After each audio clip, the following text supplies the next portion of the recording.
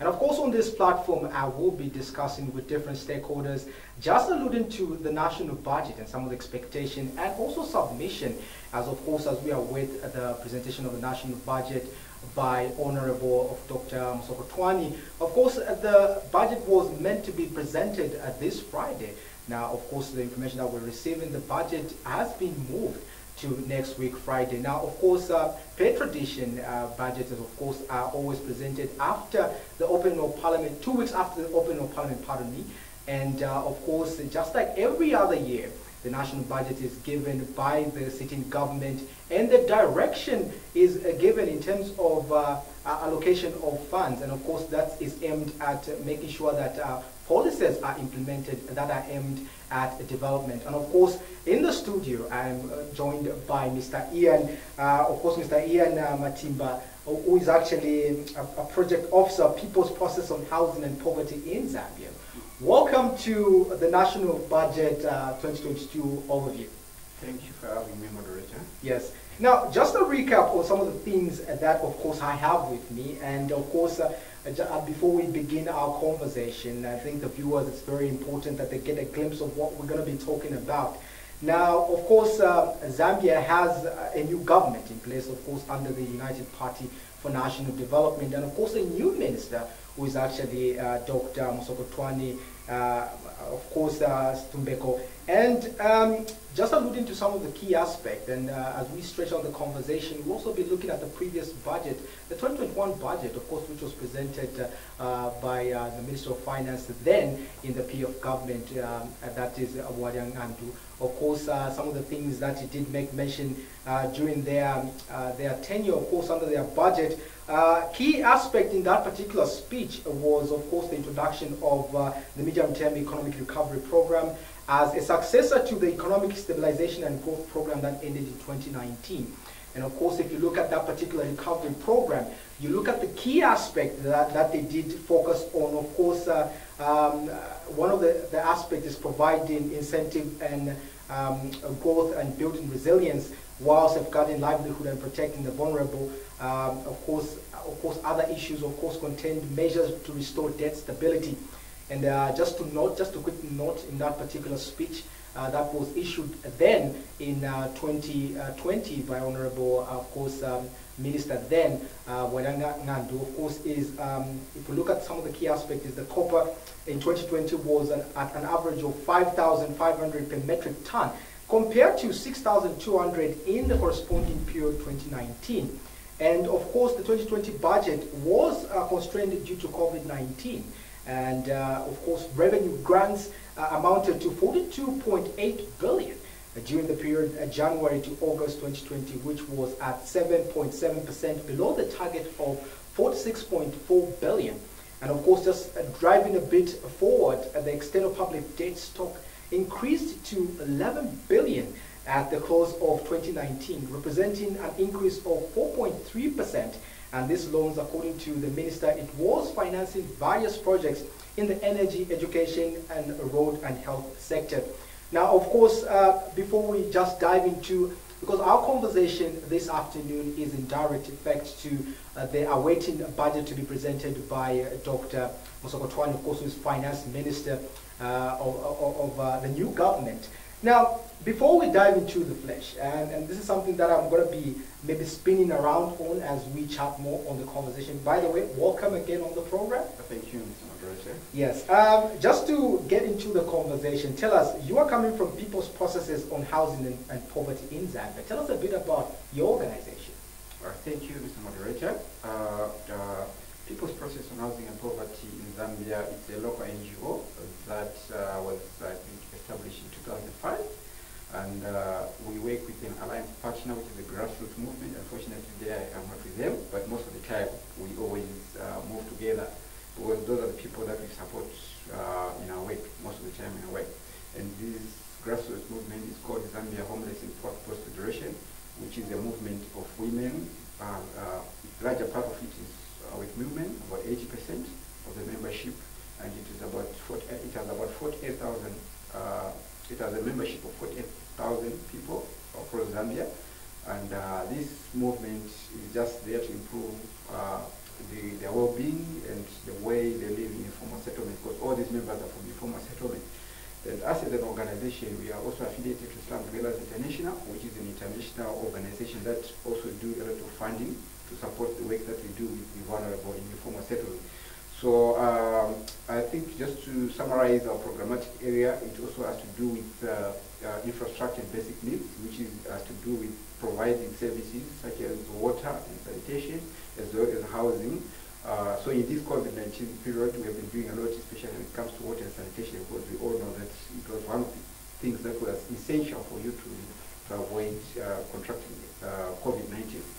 And also our other programmatic area is also livelihood and saving schemes. So that's where we support women to do livelihood, and we train them how to do savings, and then we even give them some support in terms of loans, in terms of some money to support the activities they are doing. And the savings now forms the basis of them now providing the services that they want to see in their informal settlement. They don't just wait to say the government to provide water, but they save. When they save, they have something, they call the government to complement what they have, and at the end of the day, it becomes sustainable.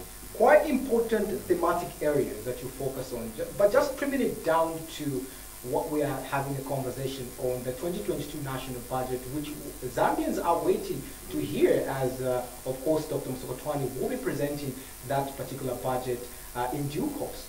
Now, some of the, maybe just before we begin diving into some of your expectation as an NGO, and also as well as a citizen, of course, maybe we just understand what is a national budget in your own thoughts. Right, I think from our point, as an organization, I think a budget is something that is important. We view it as I think it's the planning process for the government to see how they're going to spend and how they're going to raise the resources that are needed for them to support, I think, the key economic driver for us to prosper as a nation. So it is just, I think, proposals. This is how we're going to spend our money, and this is how we're going to raise it. This is how we're going to support the vulnerable, and this is how we're going to support our economic sector and other different sectors which are important for the nation to thrive. Yeah. You all mentioned the importance of a national budget, but maybe are there other extreme importance in terms of the national budget? Does it only look at, is it only development? What other key thematic areas does the budget usually focus on? I think our national budget, especially the 2021, it has a section that it wanted to improve on the well-being of those vulnerable communities, which is an important thing. We don't want the kind of development that only benefits probably the richer getting richer, but also everyone, not leaving anyone behind. So that means, I think it was feeding into the 7th National Development Plan, which was there, so that all those thematic areas that are there, which are meant to ensure that everyone benefits equally, are also supported. So I think that's one of the social importance of it, that everyone also benefits equally. And I think as a citizen, I think it's important for everyone to appreciate the budget, because it forms the basis of social accountability.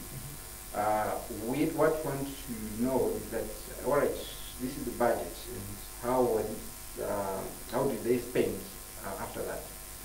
If there's a case where probably the budget now we realize that it has gone above 100% what the budget, then that's an issue. It's also so as a citizen, you need to have an understanding of how the government is operating, how the expenditure is going. Is it in line with the national objectives that are there, or what has been said in the budget? So that at least there is accountability and transparency. I'm going to pick one of the connotation amongst the things that you do as an organization, that is also looking at the welfare of the vulnerable.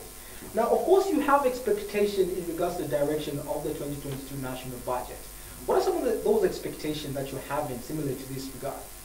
Yeah, so I think it's more, as an organization, what we focus on mainly housing and also the associated services, which are water, sanitation, and hygiene. And I must be quick to point out that over the years, I think 2020 is the one which has been the highest, where we have been allocated the highest amount, which was 3.3 billion, 3.4 billion. 2019 it was 2.23 billion, and 2021 it was 1.9 billion under the housing and social amenities sector. So I think it's been worrying over the years how the government has been paying less attention to the issues of services and housing. And besides that, if you go deep into this expenditure, you realize that actually about 60%, less than 60%, the amount is disbursed. Out of that 1 billion, out of that 1 billion, 60% of it or less is disbursed over this year. So that tells you how much is remaining to improve the lives of the urban poor and the slum dwellers. So as an organization in 2022 budget, what we are expecting is to have an increase on that particular sector, because 1.9 is not enough to share for housing and wash as well. So we expect to have a clear vision of how the government intends to provide housing and affordable land for everyone. And how are we going to ensure that even the water supply that will be provided will be enough for everyone? Yeah. Speaking about WASH, which is water, sanitation, and health, and hygiene, one of that's a very important sector in particular. Just to give us a round of understanding what is really happening in terms of WASH in our country. What's the current situation? How emergency is the sector in need of funds in terms of development? I think in terms of water and sanitation, sanitation and hygiene, I think in 2020 there has been major strides in addressing the issues that have to do with water, access and sanitation. I think we even reached about 62% coverage in terms of sanitation and about 75% in terms of coverage in terms of water. But what happens is that I think moving forward we need to understand 70% of the urban dwellers in Lusaka here, they are residing in former settlements. And in that regard, I think taking the current situation that we are in, where COVID-19 is rampant, people all need water to wash their hands, to practice hygiene-based practices such as washing hands, cleaning their plates and stuff. Water is becoming, it's in need actually. And since we are lagging behind, informality is still increasing, you understand? So for us to catch up, we need to actually combat this situation, not to be piecemeal where we react to the situation, but we need to invest. Because according to UN, actually, in the research that was done in 2016, every dollar invested in WASH is also, it has a $5.5 return that it has. And countries, they lose about 7% of their GDP because of the disasters that come with the shortages of WASH. So I think it gives you the picture of why we need to prioritize WASH, water and sanitation for the urban poor. If there is an outbreak of cholera, it affects everyone. And the government will care a huge cost to provide water, to provide medicine, to provide emergency services, etc. Yeah. What is happening currently in our country, that is just a fact, is that we're still in the pandemic, and there's need to procure a vaccine for the Zambian people to be protected. Sure. Do you feel that the budget will also have a direct effect in terms of procuring those vaccines? Are we going to see a certain percentage in terms of what was expected maybe to be driven or taken to a different sector just because of the pandemic? We might see those percentages coming down in order to cushion the COVID-19 pandemic in terms of vaccine acquisition. Yes, definitely. I think it's something that we need to prioritize because we can't wait for handouts where we just receive the vaccine. I think you can check, we see that we are still way below our herd immunity where we're supposed to reach. We're supposed to reach about 80% of population when you have the herd immunity. But where we are, we're still very far. And that simply means that we need to invest on our own, not to wait for donations or any global facility that is offering for free.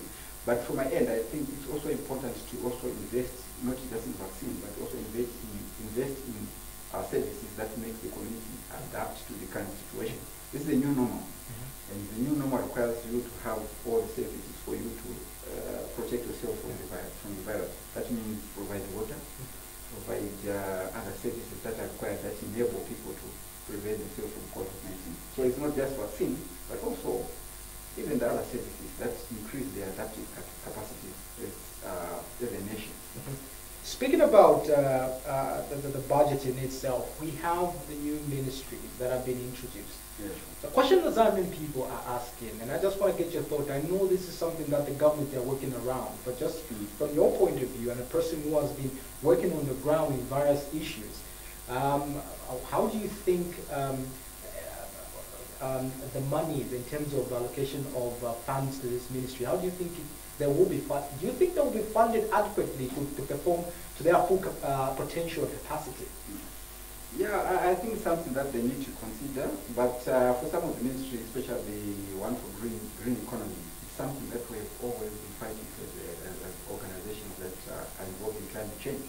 And it's, for me, I think it's something that the new government has done well for us in order for us to ensure that there's sustainability.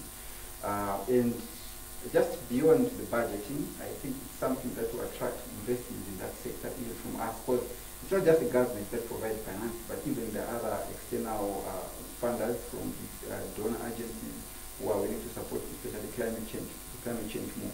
So you probably will see that some of the sectors, like the green economy, it will have more investment from other development agencies, as well as organizations that are involved in climate change. And we are quite hopeful that it will address some of the issues that we have in terms of disasters that our people in informal settlements are facing, in terms of drought, in terms of floods, flash floods, etc. Yeah. And I'm aware that on Friday you scheduled an activity in just correlation with budgeting day. Sure, sure. Just run us through that particular activity and what's the significance of that activity. Yeah, I think we have been trying to engage the governments that we empower, especially with regards to housing issues, because as an organization, our people, they save some of their money, and what they want is just the government to intervene and provide through, let's say, maybe affordable land for them to do. They are not just holding their hands waiting for the government to come. So what we're trying to do is just to garner support from the government and also try to force them to show us a political will in terms of supporting our people in terms of housing, because it's one of the issues that is crippling our development as a nation. Like what I've mentioned earlier, 70% of the people, they reside in informal settlements. When we talk of urban population, they reside in informal settlements. So it's a bad situation that needs to be addressed. So tomorrow what we'll be doing is that the women, especially who are affected, there will be a marching. It's not that violent marching or anything disrespectful, but it's something that they just need to advocate for their rights, because shelter, there's a right for shelter that they need to be guaranteed by the government of the day. So it's something that they're just trying to air out their views and also trying to influence policymakers to take it seriously. And also, obviously, the budget which is coming, I hope it's not too late for them to influence the figures there. Speaking about influencing the figures, one of the expectations that I wanted to draw from you is the fact that if you look at the presidential speech, so the one, of course, the swearing-in speech in conjunction with the one which was used during the opening of Parliament by the President, one of the key aspects the President did emphasize on is diversifying the economy.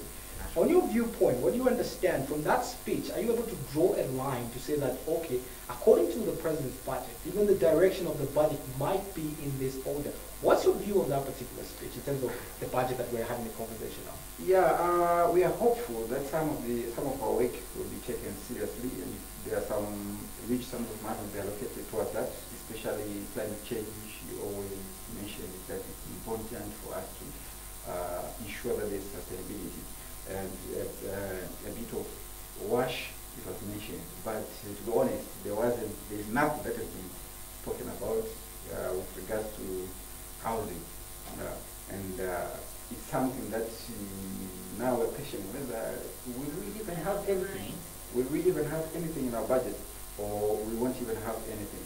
So I think when it comes to housing, it's still a struggle. It's something that probably we need to continue advocating for the government to take it seriously. But from the speech that was given, the issue of housing, it didn't come out. Even in the manifesto itself, there isn't much to do with proper housing, low-cost housing. Not just the ruling party's manifesto, but even the opposition PF, the housing they were talking about, it was for service. People who are involved in government, police, and stuff. But the poor who are informal No one mentioned about that. Okay, you're watching the 2022 National Budget Overview, and of course, I'm still chatting with Mr. Ian, who has been actually making mention of pertinent issues. As we will be stretching our conversation in many other aspects in regards to the national budget with different various stakeholders. But today, of course, we have the People's Processes on Housing and Poverty in Zambia, Mr. Ian Matimba. Is that correct? Yeah, that's correct. Okay, so now as we are winding up the conversation with you, any recommendation as we are closing the intern? Yeah, I think as an organization, our position is that a budget towards housing, additional amenities should be increased, and we should now be able to, they need to be particular about it, to say when we talk of housing, whose housing are we talking about? Talk of services, how are we going to achieve those services? Of course, we've got service, with projects that are, programs that are running, like rural and urban, some water and sanitation program. But from our end, I think it's something that we need to revisit and fund more, so that at least by 2030, we have achieved the goal that we want to achieve. So in particular for housing, it's something that, as an organization, we always fund some of these interventions. But we also need governments to also provide some resources for it to be sustainable. If we just provide on our own, it's not sustainable. But if the government comes in, then we are sure that this process will continue over and over and over again. So just maybe to conclude on that issue, I think housing, especially, in particular, the budget should also be increased, and it should be particular that we want to build, let's say, 100 houses for poor people. That's the same way they do if you check in the last budget. There were targets to say we want to build 650 posts to check. I want to, so 60,300 something kilometers of road that we want to achieve next year, that should be probably constructed or rehabilitated. So in that regard, we need it to be clear to say, this year we're just targeting maybe 100,000 poor people. We provide free land, affordable, or it's subsidized, it's at a lower cost. I think in that regard, we'll be able to actually deal with issues of informality that is rampant at the moment.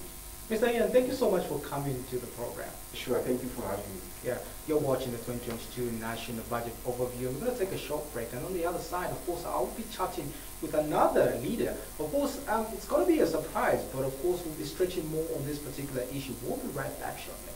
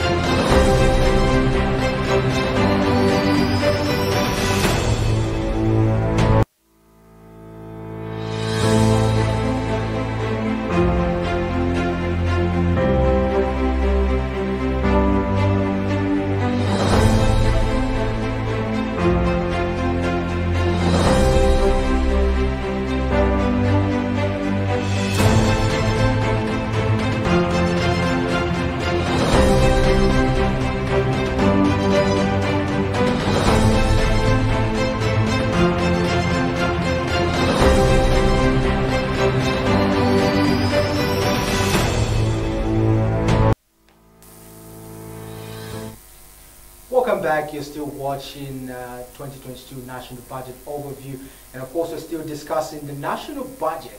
And the question we're asking you, our viewers in particular, is what are your predictions? What are your thoughts?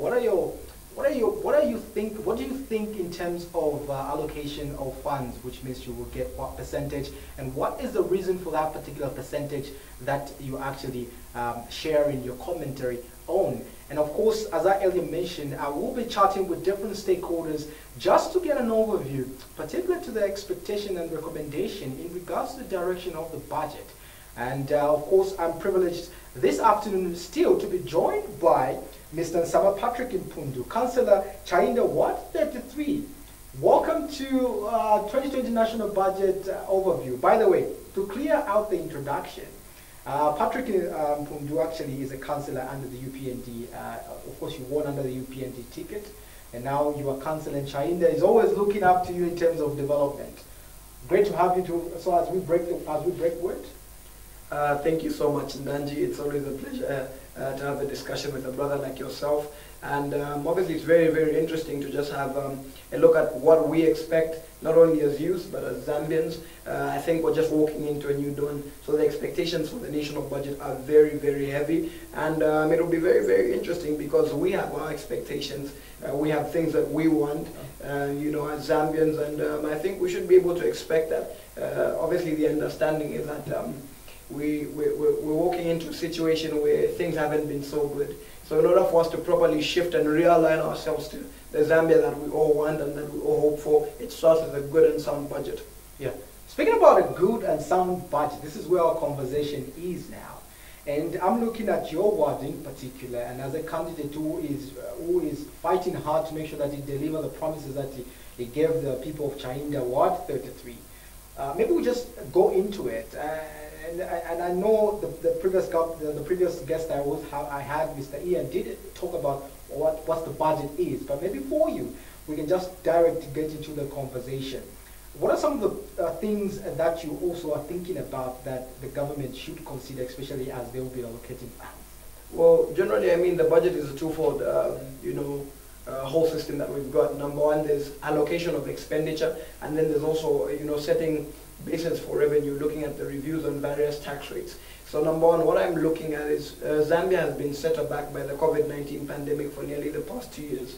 So we need more and more funding on the health sector so that even if we had the 5th wave of COVID-19 or a 6th wave of COVID-19, we'll have our health system which is strong enough to withstand that, where our health system will be so strong that in spite of a pandemic being present, we'll still be able to go about our businesses. Because generally, the economy will continue to shake and crumble if we have lockdowns. So what we need to do is have more input in terms of the health system. You know, let's have more vaccines reaching out to people. Let's have, you know, our health staff, doctors, nurses, various health workers being paid adequately, having adequate equipment. I mean, I'll bring it down to Chainda, for example. Chainda Clinic has been in existence from the 1970s, and till date, it's still not running on a 24/7 basis. So in the event that someone is sick, or a child is sick, or an elderly person is sick in the evening or at night, anytime past 17 hours, they have to be rushed to Levimonawar South to Charleston Clinic, which is not a step in the right direction. And it starts by putting an emphasis on health. So for me, if we can prioritize having the health sector working and fully functional, I think it will be a step in the right direction. Just taking you back into the government, the previous government, the PF in general, there were issues of the health that you have mentioned, which is of key, looking at the many challenges that the people are facing, particularly in the health service. And one thing that we cannot deny is the fact that medicine has, over the years, have been a major challenge. You find that people always complain that public hospitals don't have medication. You coming in from the UPND, which is now in government, is it something that your party will be looking into, making sure that medicine are available in the clinics and proper funding is put to this particular sector? Oh, I mean, just as essential as is food to a human being, I think medicine is essential to any successful health system and any health system at all. So for us, what we want is, you know, better functional medical equipment to be in hospitals, and also just readily available medicines. I mean, Danji, it's one thing to have a hospital, a clinic, or a health post right next to your house, but what use is that particular health facility if there's no medicine, if there's no equipment? So that's why the emphasis has to be on a better health system. That's why the emphasis has to be more funding pumped into the health system to ensure that, look, come what may, the health system is the backbone. You know, at the end of the day, when we look at disease and all these issues that affect health, There's so many things that we can't plan for. There's car accidents. There's pandemics that come out of nowhere. And, there's just aging health. There's babies. So many things. So for me, health. But other than health, I'm also looking at beefing up in terms of the educational sector. We want to see a Zambia that is totally transformed, and we want to see it revolutionized. And I understand that for us, it's not just something that we're taught, but it's the truth. And I think as we've grown up, we've been able to see that education is truly the key to success. So if we have an educated population, which is well educated, we're not going to be having these squabbles about, oh, there's cadres in the road or whatever it is, because generally each and every person will be able to, not only look for employment, but also create employment for themselves. So if we can put in place situations where the teacher and student ratio is not 90-1, we have situations where there's good quality education available to almost everyone, and, at a very fair, rate and admission policy, then we'll be taking a step in the right direction. So if we emphasize on educating the masses, then we'll be empowering ourselves in the biggest way. I think that's something we need. When you compare the 2020 budget to the 2021, I think there was a slight decrease in the amount of funds that were allocated to the educational sector. So I think that's definitely something that's very, very imperative and important. We need to put in a lot of money into that. Speaking about education, the unit government were known for education and mining. And then we shift to the MMD, they were known for privatization. And then we shift to the PF, they were known for infrastructure development. What will UPND face look like, particularly as the reflection will be on the national budget? Well, generally I think what we want to do is, number one, restore, number two, create, and number three, expand. So by restoring whatever was plundered from us, whatever was taken back, we need to get it back to where we were. Like we said, with UNIP we had gotten somewhere. With MMD we were taking a bit forward. And then with the previous government, with all due respect, we took so many steps backwards. So now what we want to do is, before we can even forge ahead, we need to recover and restore whatever was taken away from us, and get back to where we needed to be and where we're supposed to be, get back on that pace. And then after getting back on that pace, we can begin to dream again. So once we start to dream again, we're looking at a Zambia that is totally transformed, where me and you and Danji are not dependent on waiting for grants from government, but government has created an enabling environment for me and you to find work, for me and you to do business, for me and you to get into leadership and politics, for me and you to be the very best of ourselves. For me, my personal vision of Zambia is what so many leaders have done for their countries, like what Adolf Hitler did for Germany. He wasn't the greatest human being on earth, but that man managed to transform Germany from a war-torn country into a country that was known for excellence in everything that they do. I mean, when me and you discuss about German products, we know we're talking about quality.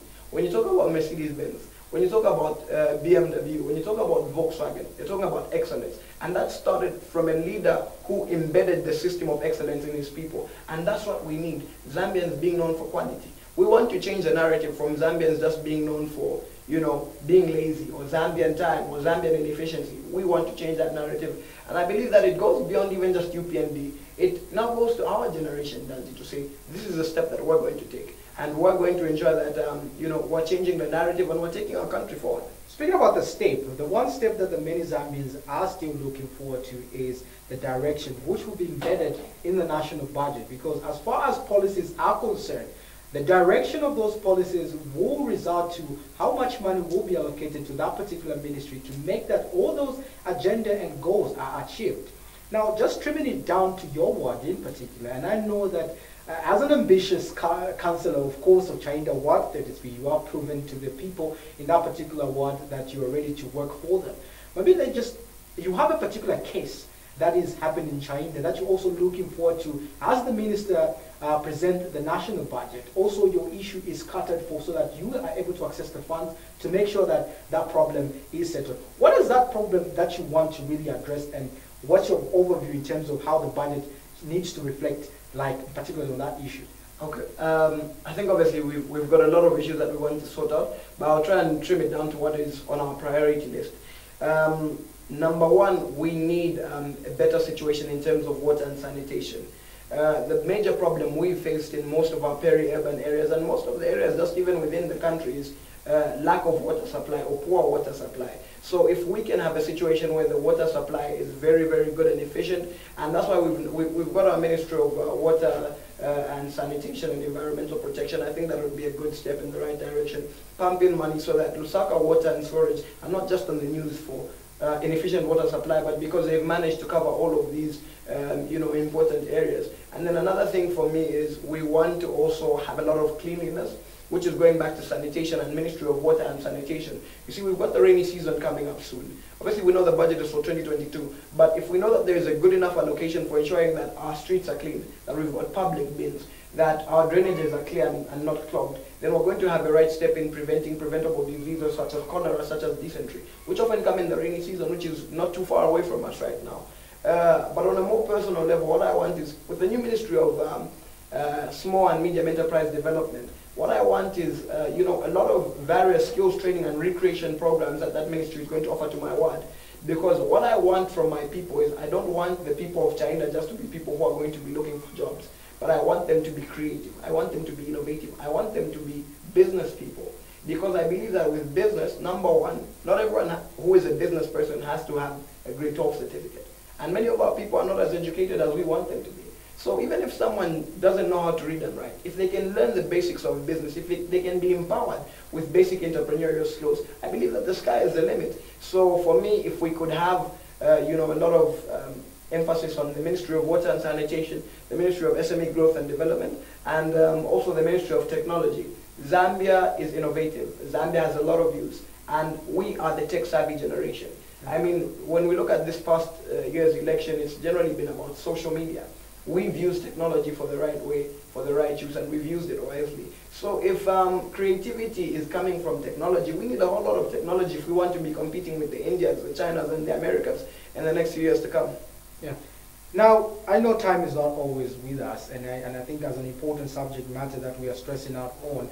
Maybe to the viewers out there who are waiting to hear the presentation of the national budget by Dr. Msokotwani, of course, on a slated date, of course, what would you want to recommend the Zambian who are watching now in terms of your last remarks, in other words? Okay. Generally to the Zambians who are watching, I think obviously the last remarks is let's be expectant.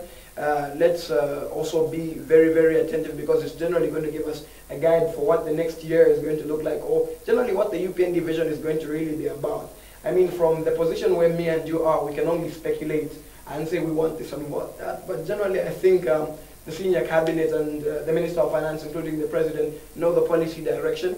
Let's be able to look into that, and let's be able to also align whatever we're going to be doing with that as well. And also be able to, scrutinize it very, very well, so that if there are any loopholes or any mistakes for the 2023 national budget, then it should be better. Because I believe that me and you, Nanji, are here to provide checks and balances to our people and ensure that everything's on the right track. So let's be expectant, let's be excited. We're in a new dawn, and we believe that Zambia is going forward. And, we're excited, and, God is blessing us. I believe that Zambia has no curse that we should be made to suffer for so many years in vain. I believe that the future is going to be bright, and as long as me, you, and everyone else is choosing to be involved, then we're taking a step in the right direction.